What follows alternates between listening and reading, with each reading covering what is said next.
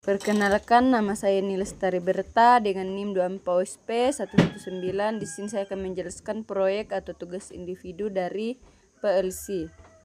Pengertian PLC menurut dua sumber. Yang pertama adalah menurut Michel.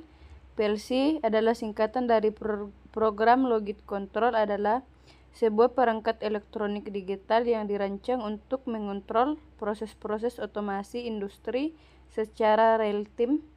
PLC bekerja dengan cara membaca sinyal dari sensor dan perangkat lainnya, kemudian memprosesnya berdasarkan program yang telah diinput dan menghasilkan output untuk mengendalikan aktor dan mesin. Yang kedua, menurut Nurgantara, PLC adalah penyimpanan program yang telah disimpan dan dapat dibuat ke dalam memori, disebut dengan programmable aritmatik, dan logik diinput untuk mendapatkan proses dan kemampuan disebut dengan logik. Perbedaan dan persamaan. Yang pertama, persamaan. Keduanya sama-sama menekankan bahwa PLC adalah perangkat elektronik digital untuk mengontrol proses otomasi. Yang kedua, sama-sama menyebutkan bahwa program dapat disimpan dalam memori dan digunakan untuk menjalankan proses. Yang ketiga, menjelaskan bahwa PLC bekerja dengan logika untuk memproses input menjadi output. Yang kedua, ada perbedaan.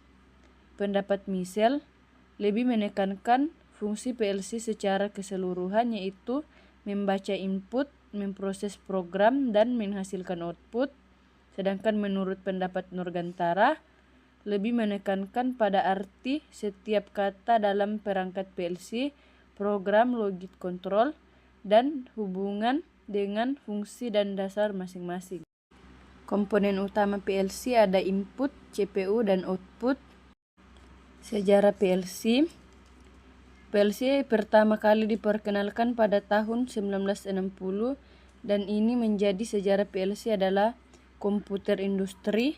Hal ini dirancang untuk membantu dalam pengendalian proses manufaktur. Secara otomotif adalah industri pertama yang menerapkan PLC ke dalam operasinya. Tujuannya untuk mereka dapat menggantikan relay dan timer bawaan dengan PLC dan fleksibel. Sejak itu, PLC telah diadopsi secara luas sebagai sistem kontrol otomasi standar dan industri manufaktur. Kelebihan PLC dibanding relay. PLC lebih fleksibel, tinggi kemudahan dalam program, lebih tahan lama, ukuran lebih ringkas, dan membutuhkan lebih sedikit ruang serta kabel. Kemampuan komunikasi yang lebih baik dengan perangkat lain, respon lebih cepat untuk operasi yang kompleks, kemudahan pemecahan masalah dan pemantauan melalui perangkat lunak, serta konsumsi energi lebih rendah. Klasifikasi PLC. Yang pertama, ada PLC kompon bersifat integrasi dengan CPU, daya, dan IoT dalam satu unit, membuatnya cocok untuk aplikasi kecil dan terbatas ruang. Yang kedua, ada PLC modular menggunakan sistem berbasis rak, di mana komponen-komponen seperti CPU, catu daya, dan modul IoT terpisah dan dapat ditambahkan atau dipisah sesuai kebutuhan, menjadikannya fleksibel, dapat diskalakan, dan ideal untuk aplikasi industri skala besar. Spesifikasi merek dan tipe. Di sini saya hanya menggunakan dua, yaitu Omron dan Schneider. Di sini saya akan menjelaskan komponen apa saja yang digunakan dalam forward reverse otomatis. Yang pertama ada PLC Omron CP1L L20 DRA. Ada 2 buah kontaktor untuk forward dan reverse. Ada 3 buah button start, stop, dan reset. Dan ada buzzer, dan yang terakhir ada motor. Di sini saya akan menjelaskan rangkaian daya. Yang pertama, posisi on. Pada saat MCB dinaikkan, arus RST akan mengalir ke kontaktor forward dan terus ke tor dan terus ke motor, motor akan berputar secara forwards, dan untuk membalikkan menjadi reverse, yaitu kita menukar salah satu fasanya, apa itu R dan T, maka motor akan berputar secara forwards. Dan Tor berfungsi untuk mendeteksi arus beban lebih atau mendeteksi arus tinggi, dan akan mengaktifkan kontak bantu di rangkaian kontrol untuk memutus daya ke kontaktor. Untuk wiring rangkaian kontrol saya akan menjelaskan menggunakan video. Ya, di sini saya akan menjelaskan wiring forward reverse. Di sini kita menggunakan 3 input, ada start, stop, dan reset. Ada 2 input, yaitu motor dan buzzer. Pada saat tombol start ditekan, kontaktor forward akan aktif selama 8 detik dan berhenti selama 5 detik.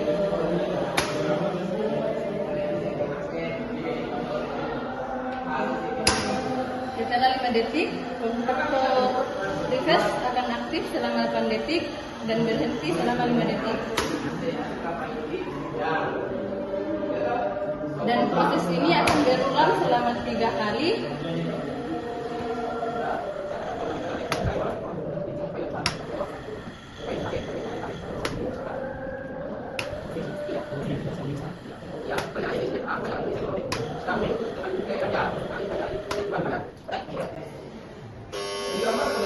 Setelah 3 kali, buzzer akan bunyi, dan ketika tombol reset ditekan, prosesnya akan berulang dari awal. Sekian dan terima kasih. Untuk proses pembuatan ladder diagram dan HMI saya gabung dan saya percepat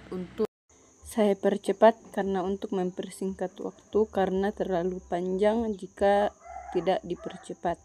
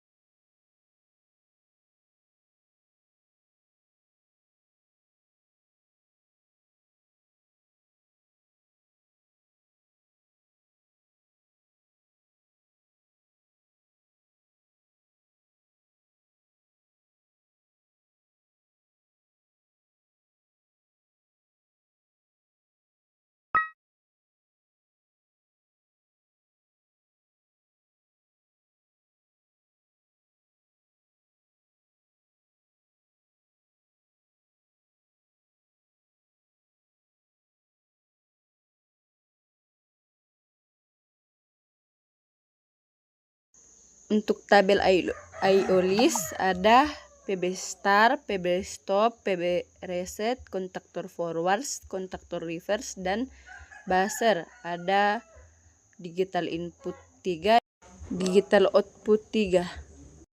Alamat yang digunakan ada 0.01, 0.03, dan 0.05.